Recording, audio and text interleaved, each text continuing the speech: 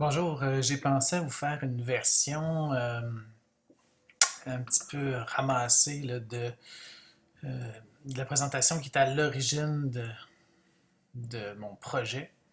Ça s'appelle Les secrets de notre système créatif, comment ça fonctionne, de l'individu recréatif à l'être créatif. Je commençais la présentation avec la diapo suivante, c'est-à-dire que je comparais notre système de perception, donc à une caméra vidéo. Et j'expliquais que l'œil n'est pas comme une lentille de caméra film où la lumière fait simplement passer au travers de la lentille, puis ensuite va faire réagir la pellicule dans la caméra ici. Plutôt, il y a tout un système de programmation qui permet d'analyser ici sur le capteur, qui permet d'analyser la lumière qui est rentrée là, qui est ensuite convertie et reproduite sur un écran. Donc, c'est à partir de ça que j'expliquais qu'en fin de compte, ce qu'on prend pour être la réalité, puis un, un contact direct avec le monde, ben, c'est en fait beaucoup plus quelque chose qui a été programmé pour que ça puisse se faire en temps réel. Et puis, ce que ça nous amène à dire, si je vais dans la diapo suivante, c'est que notre cerveau, en fin de compte, est comme une espèce de salle de cinéma intérieur où euh, nos croyances sont projetées sur le monde d'une certaine manière. Donc, c'est nous qui recréons le film que nous voyons à l'écran.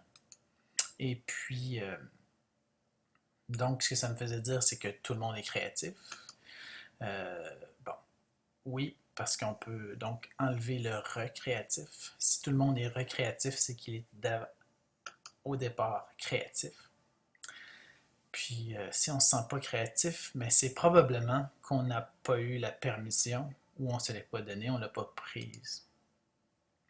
Et dans le projet original, ben là, en tout cas, je continuais ensuite avec la psychologie de la créativité. Puis je me fiais aux recherches de Chantal Pacteau puis de Todd Lubart. Et puis, ce qu'on retrouve ici, c'est que, par exemple, vous avez des composantes de créativité. Donc, ça, c'est un tableau que j'ai fait à partir de leurs recherches. Et on identifie donc l'aspect cognitif, style d'intelligence, connaissance, ensuite le connatif, qui relève de la personnalité, puis bon, c'est ici que se situe le cœur de la créativité. Personnalité, donc, le rapport au risque, le rapport à l'ambiguïté, à la motivation aussi, donc à la volonté. Puis en dernier lieu, il y a le contexte puis l'environnement qui va favoriser la prise de risque, par exemple, l'approche intuitive ou cognitive. Et tout ça, ce qui est bien important pour les chercheurs, c'est que ces trois aspects-là principaux sont en interaction multiplicative. Donc, moi, dans mes cours, qu'est-ce que je faisais? C'est que j'encourageais les étudiants ensuite à utiliser un système de suivi, suivi de la progression, de leur progression. Donc, j'avais établi, il devait, comme je le présentais ici, là, il devait avoir inscrire 10 réalisations. C'est sûr que pour des jeunes adultes, il y en a plusieurs qui trouvaient que 10 réalisations, c'était énorme. Tu sais, 10 réalisations dont ils sont fiers. Pour la plupart, trouvent ça très difficile.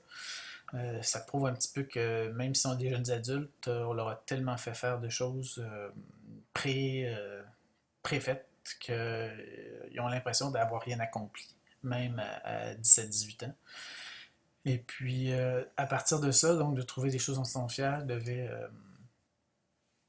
euh, évaluer leur profil créatif, donc point de vue cognitif, comment ils évaluaient leur connaissance, leur intelligence, tolérance à l'ambiguïté, le goût du risque, puis ensuite ils devaient coter leur contexte et leur environnement. Puis ça, ils devaient prendre ça à ils devaient se donner une mission aussi avec trois objectifs principaux. Puis ce qui avait de bien important, c'était le suivi. Donc, ils devaient rentrer le pourcentage à différentes dates. Et puis, ça, certains l'ont fait, mais c'est pas la majorité.